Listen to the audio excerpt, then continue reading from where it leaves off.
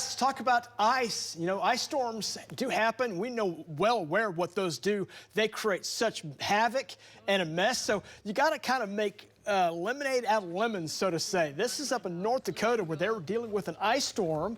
So guy got his pair of skates out and out there just tootling around, enjoying the ice. He's making the best of it. So you know what? I think Oklahomans may have tried this. We don't have as much opportunity because our ground doesn't get as cold as it does up there in the north. I mean, that ground is frozen solid. You know, when that happens, it is absolutely just treacherous to drive on. So you got to find a way to be able to have some traction, and there you go. That's the way to do it. That's the vehicle of choice up there in the northern parts of the country. Okay, there you go. Let's talk about also snow. Snow is a story just south of where the ice storm was going on. A blizzard was in full force through parts of South Dakota and also Nebraska, where they picked up a foot of snow, lots of big drifts and major headaches due to travel problems up there in the northern plains. So they're dealing with problems up there. The areas in the far northern plains were dealing with power outages, and showing the latest update on that. About 9,000 now without power in the highlighted county there, just east of Bismarck. So Fargo, much of eastern sides of North Dakota still dealing with that ice, and extends all the way over into Minnesota with some power outages there.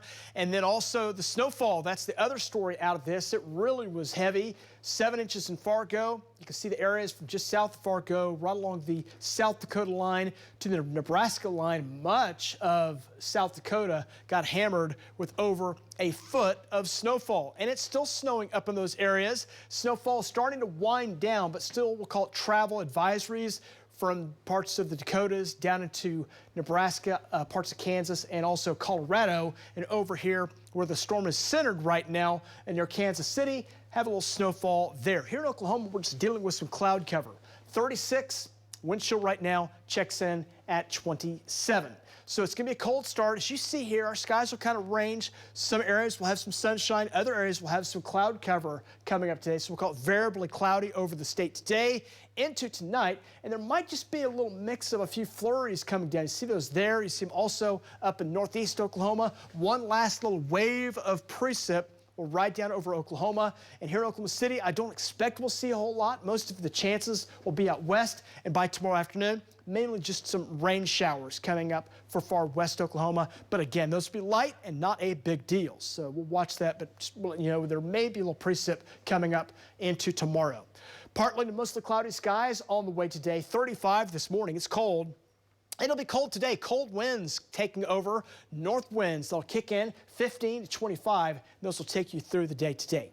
30s and some 40s around. So it's cold this morning, but you know, this time of the year, we should actually be in the upper 20s for normal lows. So we're a little above normal on that right now.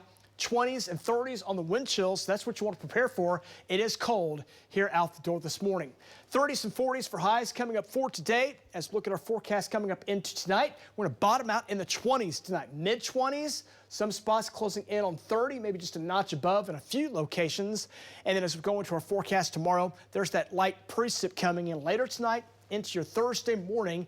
A little light snow possible, may change you over to a little light rain. I don't think it'll be a major issue, but best chances you see there in parts of northwest and far west parts of Oklahoma. Here in the metro, if we see anything, it's an itty-bitty chance, only right there at 10%. 30s and 40s on the way into tomorrow, so cold conditions keep going. We'll be in the 40s on Friday, 50s on Saturday, and then we'll come back down. The cold front arrives into your New Year's holiday weekend. New Year's Eve will be cold. If you're going out that evening, temperatures will drop into the 20s by early 2024.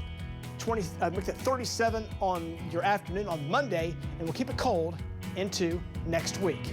That's a look at your 9-day forecast. We'll be right back.